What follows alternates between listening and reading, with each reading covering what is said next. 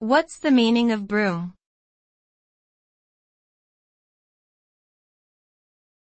Broom.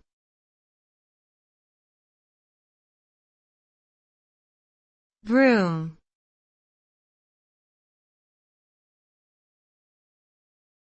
Broom.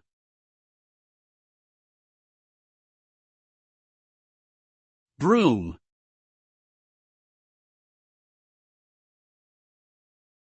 A broom is a cleaning tool that typically consists of bristles or fibers attached to a handle.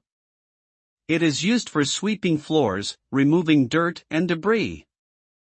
The act of sweeping with a broom can also be used metaphorically to represent the idea of cleaning or tidying up in other contexts.